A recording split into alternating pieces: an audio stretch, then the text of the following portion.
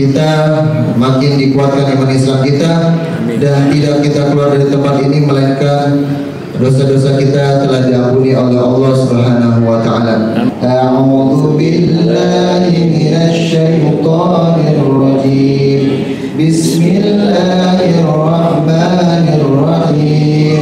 Abasa wa tawalla an ja'ahul a'ma min ayyi syai'in khalaqah min nutfatin khalaqahu faqaddarah thumma as-sabila yassara fa'anbatna fiha habba wa 'inaban wa qadba wa zaytunan wa nakhla tarhaquha qatarah ulaika humul kafaratul fajarah. Tutup yang akan disampaikan oleh Ustadz Imam Muslim Rifai dengan tema puasa dan kesolehan sosial.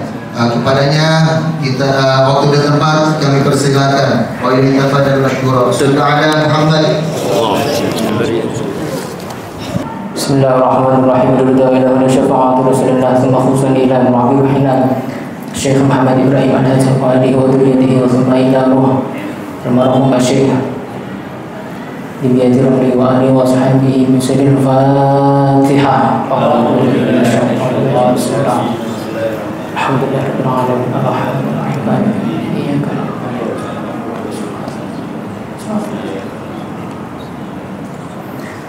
Assalamualaikum warahmatullahi wabarakatuh. Waalaikumsalam warahmatullahi wabarakatuh. Bismillahirrahmanirrahim. Alhamdulillahilladzi qad waffaqa lil ilmi khaira khalqihi walituqa. Allahumma salli ala sayyidina Muhammadin al-Fatih lima ukhliqa wal khatim lima sabaqa nasiril haqqi bil haqq wal hadi ila siratikal mustaqim wa ala alihi haqqa qadrihi wa miqdarihil azim. Amma ba'd. Yang terhormat Ustadz Yusron Yasir selaku manajer operasional Yayasan Wakaf Nur Hikmah. Yang terhormat Ustadz Asrori selaku manajer diniyah Yayasan Wakaf Nur Hikmah, serta Ustadz dan Ustadzah sekalian, Bapak Ibu jamaah rahimakumullah, yang alhamdulillah pada siang hari ini kita semua dapat berjumpa dalam majlis yang insya Allah penuh dengan barakah ini dalam keadaan sehat walafiat. Amin ya rabbal alamin. Sebelum memasuki materi, Ustaz-Ustazah, Bapak Ibu sekalian, saya ingin menyampaikan permohonan maaf sebelumnya. Adanya saya di depan sini bukan berarti saya lebih baik dari Ustaz-Ustazah. Adanya saya duduk di depan sini menyampaikan apa yang akan saya sampaikan bukan berarti saya lebih alim daripada Ustaz dan Ustazah. Karena kalau berbicara tentang alim, di sini ada Ustaz Asrori, di sini ada Ustaz Gunawan, di sini juga hadir Ustaz Marzuki dan Ustaz-Ustaz yang lain, Ustaz Rusdi, alhamdulillah juga hadir. Masya Allah, nggak ngantuk kita deh. Kalau berbicara tentang alim, tentu kealiman saya, keilmuan saya jauh di bawah beliau-beliau semua. Tetapi qadarullah dari manajer diniyah mengamanahkan ke saya untuk mengisi salah satu hari di kajian bulan Ramadan. Semoga yang akan saya sampaikan nanti bisa bermanfaat untuk kita semua. Amin ya rabbal alamin. Alhamdulillah saudara sekalian, kita sudah memasuki hari ke berapa ya? 13. Hari ke-13 kita semua sama-sama melaksanakan ibadah puasa. Lancar puasanya Pak? Lancar. Ibu-ibu lancar puasanya? Alhamdulillah. Batal berapa hari Bu puasanya? 13 hari. Ibu-ibu batal berapa hari puasanya? Gak batal Bu? Kalau saya tiap hari batal Bu. Iya. Iya, deklarasi maghrib saya langsung batalin. Kalau saya terusin bahwa alam semua enggak ada pengumuman innalillahi. Ya, jadi nggak saya terusin, saya batalin tiap hari. Setiap maghrib. Kalau sebelum maghrib mah enggak. Ya. Alhamdulillah Allah telah memberikan kita kesehatan, kita telah berikan nikmat kepada kita untuk melaksanakan ibadah puasa dengan lancar, dengan sehat, bahkan tetap dengan beraktivitas. Di sela-sela kemarin ada musibah ya yang menimpa warga Bekasi dan sekitarnya, tetapi dengan kejadian-kejadian itu tidak menyurutkan semangat kita untuk tetap beraktivitas, tetap mengajar, tetap menjalankan perintah-perintah Allah. Semoga apa yang telah kita lakukan dibalas dengan balasan yang berkali lipat oleh Allah Subhanahu wa taala. Saudara sekalian, di bulan Ramadan ini tentu sangat banyak sekali yang bisa kita lakukan, ya. Mungkin berbeda dengan bulan-bulan yang lain, karena di bulan Ramadan ini bisa dibilang kalau istilah pasarnya diskon besar-besaran. Kenapa kok diskon besar-besaran? Pahalanya banyak, ibadahnya banyak. Yang di luar Ramadan kita nggak ada tarawih, dalam Ramadan kita pakai tarawih. Di luar Ramadan nggak ada Lailatul Qadar, dalam Ramadan ada Lailatul Qadar. Ya. Ini merupakan suatu nikmat yang sangat luar biasa sekali. Bahkan kalau di dunia pesantren, di dalam pesantren ketika Ramadan mereka tidak ada libur. Nah, kalau kita kan sekolah malah Ramadan justru kita pulang siang ya. Saya pernah dengar salah seorang ustadz ya, beliau memimpin majelis juga. Itu majelis terakhir sebelum puasa, karena puasa kan libur ya. Beliau bilang gini, bulan Ramadan harusnya ngajinya tambah kencang, kok malah diliburkan? Ya, ntar jemaahnya mau ngapain di rumah? Harusnya kan semakin berlomba, ya kan? Kalau di pesantren-pesantren biasanya ada namanya istilah pasaran kitab. Ya. Di tempat saya di rumah dekat saya ada. Biasanya saya kalau Ramadan pas di rumah juga ikut. Itu mulai jam 9 ba'da tarawih sampai jam 12. Dengan salah satu guru saya, beliau Kiai Haji Muhammad Ibrahim Al-Haj, dengan usianya yang sudah 80 lebih, beliau mengajar dari jam 9 malam sampai jam 12. Ngantuk enggak? Kalau beliau mah enggak, sayanya iya. Karena jam 9 kan kadang udah capek ya. 3 jam beliau mengajar dengan 3 kitab. Yang pertama Tafsir Yasin, yang kedua Qatrul Ghaith, yang ketiga Minahus Saniyah. Tiga-tiganya dalam satu waktu yang mana akan dihatamkan sampai tanggal 27 Ramadan. Itu di dekat tempat saya. Ada lagi mungkin Ustaz saja pernah melihat ya postingan atau di medsos ya ketika para kiai-kiai mengajar, bahkan sesepuh-sepuh kita, masih kita. Kalau yang salah satu yang saya tahu, beliau Kiai Haji Anwar Mansur dari Lirboyo Kediri, ketika beliau mengajarkan santrinya di bulan puasa, Masya Allah Pak, pakai meja begini, ada lampunya dibantu sampai pakai kaca pembesar. Saking luar biasanya beliau. Kenapa? Karena sudah tidak kelihatan. Di usianya sudah senja, mendekati 90 tahun, tentu kan penglihatannya beda dengan kita yang masih muda. Ya.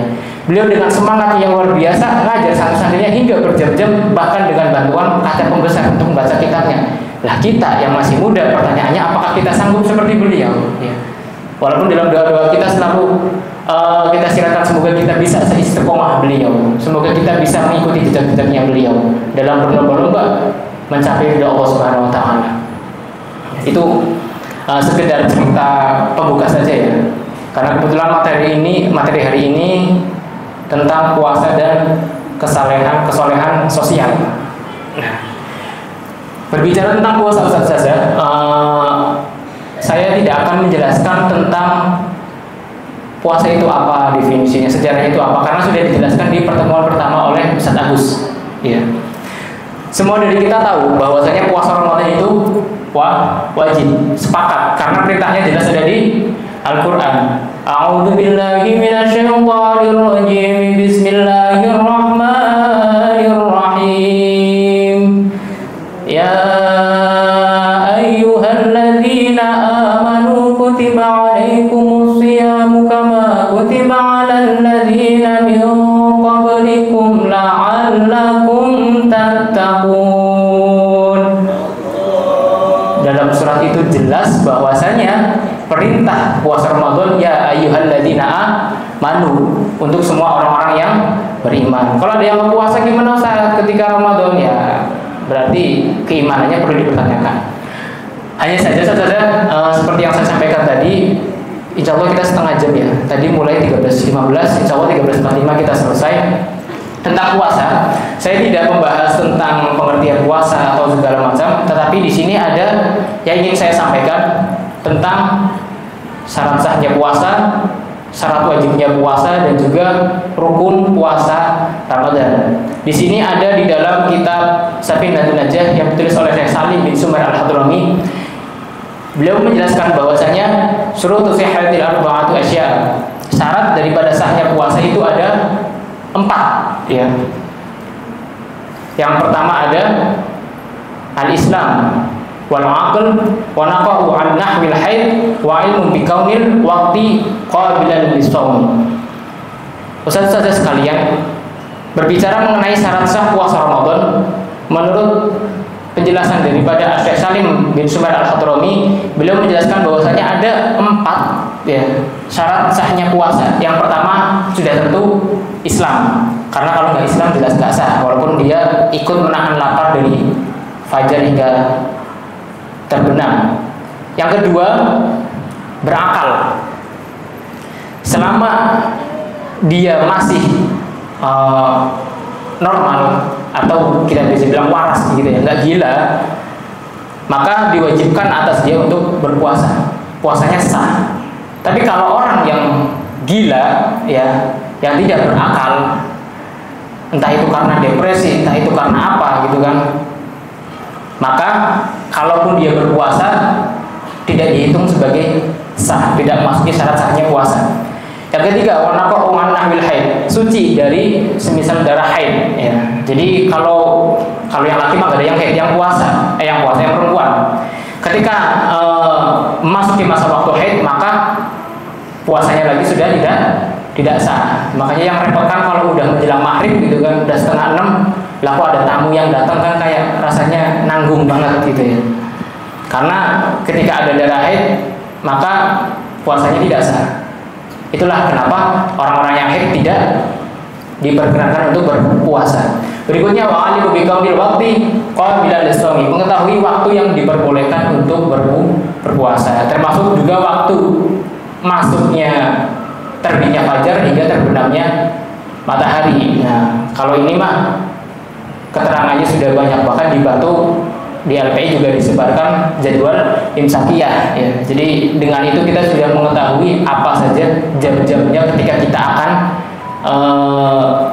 melaksanakan berpuasa. Imsaknya jam berapa, subuh jam berapa, maghrib jam berapa, di situ sudah jelas. Berikutnya Ustaz saja, syarat wajib puasa Ramadan. Syurutu wujubihi khamsatun. Syarat wajib puasa Ramadan itu ada 5. Islamun wa taklifun wa itaqadun wa sihhatun wa iqamah. Yang pertama ada Islam, sama seperti yang syarat sahnya. Pertama ada Islam. Ketika Anda Islam, maka Anda wajib berpuasa di bulan Ramadan. Yang kedua ada taklif atau dibebankan untuk berpuasa, artinya dia tidak memiliki halangan tertentu untuk berpuasa. Ketiga, wa itaqah, mampu berpuasa, tidak dalam keadaan sakit, ya, tidak dalam keadaan uzur, maka diwajibkan untuk berpuasa. Yang keempat, wasihhatun, dan sehat, ya, sehat jasmaninya, sehat rohaninya, tidak ada halangan yang menjadikan alasan untuk tidak berpuasa, maka dia diwajibkan, ya. Dan yang terakhir dari syarat wajibnya puasa Ramadan itu mukim atau sedang tidak safar, tidak dalam kondisi pergian, ya. Ustaz, kalau safar apakah boleh tidak berpuasa? Boleh, dengan keadaan tertentu. Misalkan ada, Ustaz, saya tiap hari safar dari Bintara ke NH. Nah, bilang jauh-jauh. Tapi apakah boleh untuk meninggalkan puasa? Tidak, karena dia tidak meninggalkan rumahnya, dia masih mukim di rumahnya. Atau dari Setu misalkan, dari Setu ke NH, tiap hari safar. Dibilang safar iya, tapi apakah memenuhi syarat? Tidak. Nah, beliaunya di situ. Jadi 5 syarat wajib tadi. Yang pertama Islam, kedua taklif, ketiga mampu berpuasa, keempat sehat, ya, tidak dalam keadaan sakit atau yang sejenisnya, dan kelima ada mukim, ya. Kalau nggak mukim masih safar. Tapi safarnya safar yang jelas, bukan safar kan kemarin-kemarin kita dengar tuh berita orang go to Mekah naik perahu galon. Nah, itu kan dipertanyakan itu safarnya bisa dikategorikan safar atau tidak, karena kan orang naik perahu galon mau nyampe ke Mekah bagaimana ceritanya kan. Nah, ada juga yang nggak tahu, sekarang lagi musim ke Mekah, orang lagi pada senang ke Mekah, ada yang naik sepeda, ada yang ini. Oke, berikutnya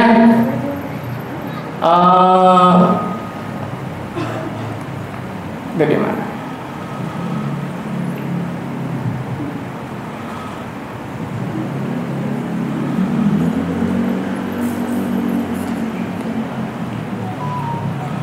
Oke. Jadi tentang puasa saja. Tadi yang pertama adalah syarat wajibnya puasa, ya, Islam, taklif, mau berpuasa sehat dan mukim, dan juga syarat sahnya puasa ada Islam, berakal, suci dari haid, dan juga mengetahui waktu yang diperbolehkan untuk puasa. Itu syarat sah dan syarat wajibnya berpuasa ketika kita ingin menjalankan ibadah puasa sunnah Ramadan. Karena kadang ada orang yang pengen tapi nggak tahu kriterianya, ya, nggak tahu syarat-syaratnya. Beberapa tahun kemarin kalau nggak salah, bukan konteks puasa tapi di kurban, ada seorang mu'alaf, nggak tahu ini wallahu alam benar nggak, tapi saya lihatnya di medsos. Mu'alaf ingin korban, ngirimnya babi ke masjid. Nah, pusing takbirnya, ini mau disembelih juga dagingnya nggak bisa dimakan gitu kan. Jadi hal-hal yang seperti ini sebenarnya satu pengetahuan dasar yang semestinya diketahui oleh umat muslim ketika akan menjalankan ibadah. Berikutnya saja berbicara tentang kesalehan sosial.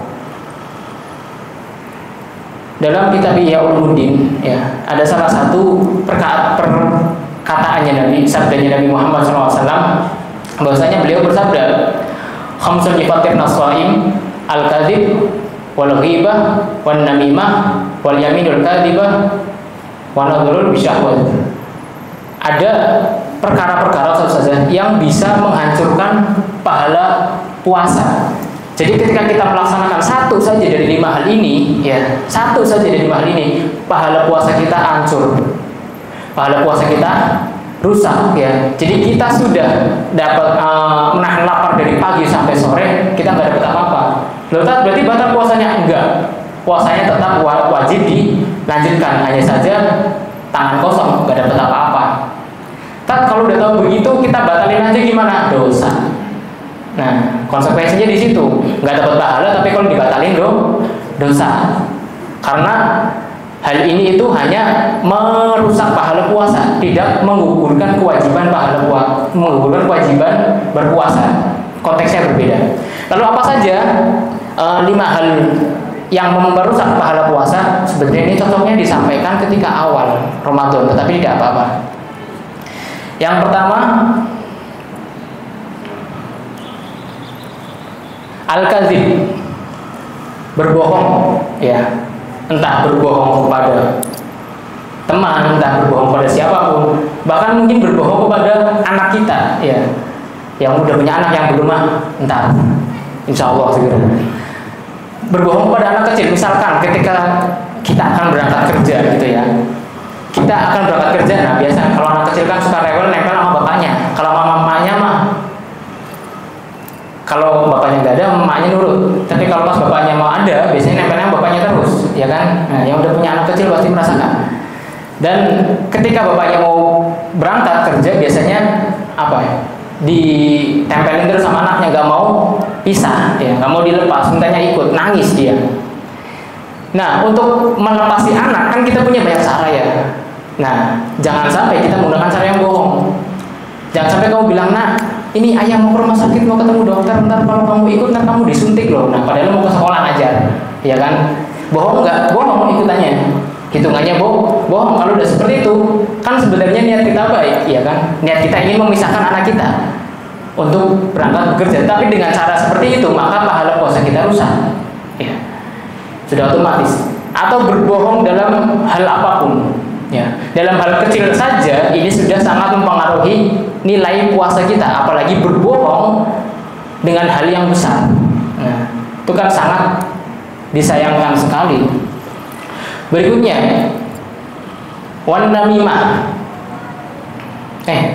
Wal ghibah dulu. Atau tahu ghibah ya? Menggunjing, ngomongin orang. Nah, itu langsung ketawa saja Cynthia. Menggunjing atau membicarakan seseorang atau ngegosipin orang. Nah, ini kan sangat rentan sekali terjadi ya. Bahkan ketika kita kumpul dengan teman-teman kita, sengaja tidak sengaja, sadar tidak sadar, kadang ada momen ketika kita membicarakan orang lain ya. Misalkan Ustazah Cynthia di UKS, Assalamualaikum Ustazah, mau nanya sesuatu, Ustazah ini belum berangkat. Nah, ntar kadang pertanyaan satu, Ustazah ini belum berangkat, jawabannya bisa banyak. Oh belum Ustaz, tahu nggak kemarin Ustaz ini.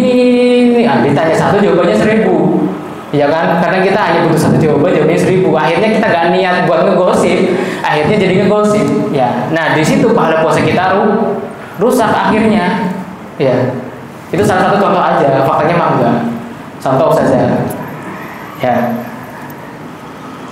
Dan ini sangat amat rentan kita temui. Bahkan kita mungkin nggak ada niat gosip. Misalkan pulang dari sekolah nonton TV nih, ya. Saya sekarang udah jarang nonton TV, jadi saya nggak tahu acaranya apa aja. Nonton TV, kita udah duduk, ya kan, sambil selonjoran, enak-enak pengen lihat TV. Yang keluar insert, masih ada nggak insert ya? Atau kisah seputar selebriti. Itu kan apa ya? Infotainment isinya gosip-gosip semua ya. Ngomongin orang, ngomongin artis-artis. Apa termasuk gosip? Iya.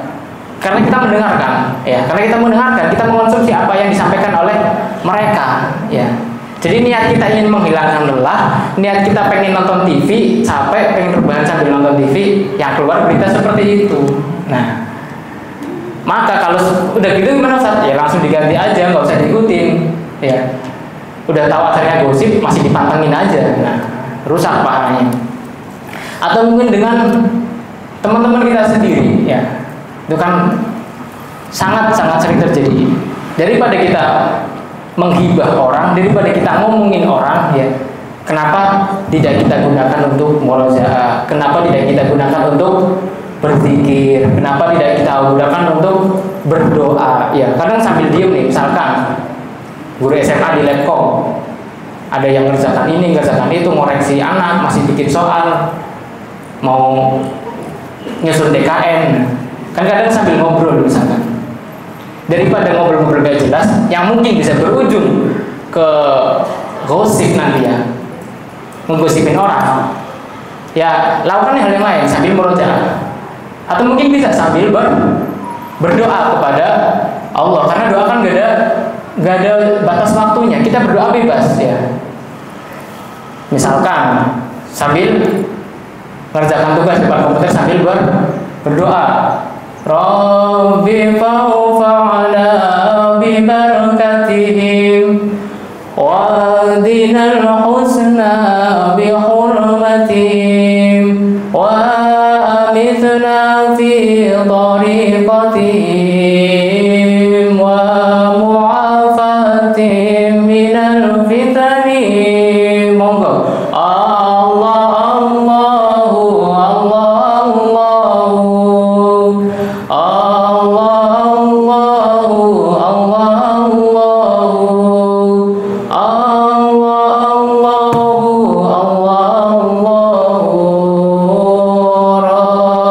فاجعلنا من الأخيار سألت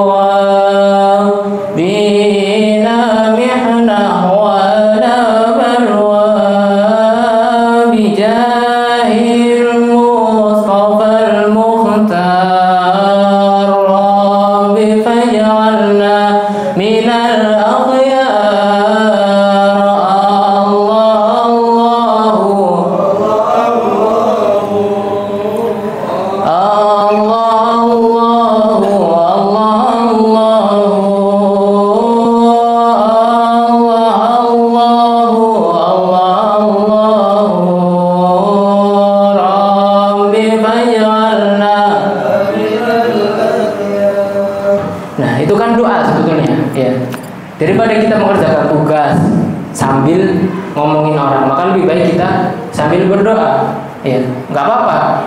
Kalau tak berisik tak teman-temannya pada protes. Nah, bisa kita ngedengerin menggunakan headset, headphone, atau yang lainnya. Sebenarnya bisa di solusikan, bisa dicari solusinya. Tidak selalu kita berbicara yang berujung kepada ghibah. Berikutnya Ustaz saja, tadi yang pertama ada berbohong, kedua ghibah atau menggunjing. Yang ketiga wal yaminul kadzibah. Wan namimah yang ketiga. Yang ketiga ada adu domba, ya. Ketika kita merasa tidak suka dengan seseorang, misalkan ada seorang nggak suka sama temennya, ya. Entah dia karena lebih baik dari segala hal, entah karena prestasinya lebih menonjol, entah karena satu dan lain hal. Akhirnya kita merasa, wah dia bisa berbahaya buat posisi saya misalnya. Dia harus ada di bawah saya. Maka yang dilakukan apa? Naudzubillah, dia mengadu domba dengan antara A dengan si B, ya. Dimana A dan B ini sama-sama memiliki kualitas yang baik, ya. Memiliki effort kerja yang luar biasa, diadu domba sama satu orang ini. Agar apa? Agar mereka berseteru, bertengkar, akhirnya kerjanya nggak profesional. Nah, ketika seperti itu maka dia bisa menggantikan posisinya. Nah, yang seperti ini maka sangat tidak dianjurkan dalam Islam. Sebenarnya nggak hanya ketika berpuasa saja, di luar puasa pun tidak diperkenankan. Akan tetapi di sini ada pengkhususan ketika berpuasa maka menghancurkan pahala puasa kita, ya. Berikutnya wal yamin al kadzibah, sumpah palsu. Ketika kita bersumpah, misalkan saya ngajak Ustaz Bibi, ntar kita buka bersama ya. Dan antum datang, jangan nggak datang. Bilangnya iya tak bener, ntar saya datang. Sumpah deh demi Allah saya datang, saya nggak bakal nggak datang. Ternyata malamnya ada halangan, akhirnya nggak bisa datang. Akhirnya jadi apa? Sumpah palsu, ya. Dia bersumpah bahkan membawa nama Allah, tetapi dia tidak menjalankan apa yang sudah disumpahkan ke dia, ya. Berbohong dengan menggunakan sumpah. Yang terakhir saja, wanadul bisyahwati, dan melihat sesuatu dengan syahwat, ya. Tahu syahwat kan? Nah, tidak perlu saya jelaskan syahwat itu apa, karena tapi di sini melihat dengan syahwat itu bisa menghancurkan pahala puasa kita, dan ini salah satu yang sulit kita hindari, ya. Mohon maaf, kadang kita perjalanan pulang nih, ya, dari NH ke rumah di motor, kena macet. Namanya macet kan kita nggak bisa maju, nggak bisa mundur, apalagi turun. Nah, di motor kita atau di mobil, di depan kita ada, mohon maaf, perempuan pakai pakaian ala kadarnya, pakai rok 15 cm di atas lutut. Nah, siang-siang ngasih begituan, kalau yang di belakang kelasnya kayak Ustadz Rusdi mah langsung astagfirullahaladzim, ya kan. Itu kan kayak yang masih bujang-bujang kan, kasihan keder dia kan. Mau dilihat dosa, nggak dilihat sayang, kapan lagi, ya kan. Kasihan yang masih bujang-bujang, karena udah nikah-nikah mungkin aman gitu, ya. Melihat seperti itu, astagfirullah, ingat istri di rumah. Tapi kalau yang bujang lihat itu, ingat di rumah, ingat siapa gitu kan. kasihan. Dan semoga yang masih lajang insya Allah segera dipertemukan dengan jodohnya. Amin. Termasuk saya sih. Gak apa-apa, kesempatan didoain doa guru-guru saya ini kapan lagi kan? Enggak, saya nggak promosi. Ntar dari satu murid, dia dari satu murid promosinya. Berikutnya Ustaz tadi, oh iya, tadi sudah yang kelima ya. Maka itu adalah 5 hal yang merusak pahala puasa kita. Yang pertama ada berbohong, ya, kepada siapapun, sekalipun kepada anak kecil yang belum mengerti, ya, yang belum mengerti, yang mungkin masih balita. Kedua, menggunjing atau ghibah atau menggosip dan sejenisnya lah, ya. Itu sangat sering rentan kita jumpai, bukan jumpai, bahkan kita lakukan. Yang ketiga adu domba, yang keempat sumpah palsu, dan yang kelima melihat dengan syahwat. Ya, semoga kita semua dihindarkan dari kelima hal ini agar pahala puasa kita utuh, puasa kita tidak hanya sekedar menggugurkan kewajiban. Dan semoga apa yang sudah kita lakukan selama ini, selama Ramadan ini, diterima oleh Allah Subhanahu wa taala. Amin ya rabbal alamin. Baik, wah 13.46. Baik, Ustaz, berhubung waktunya juga sudah habis, ya. Mungkin itu yang bisa saya sampaikan, kurang lebihnya saya mohon maaf yang sebesar-besarnya. Semoga bisa bermanfaat untuk kita semua. Wallahul muwaffiq ila aqwamit thoriq. Wassalamualaikum warahmatullahi wabarakatuh.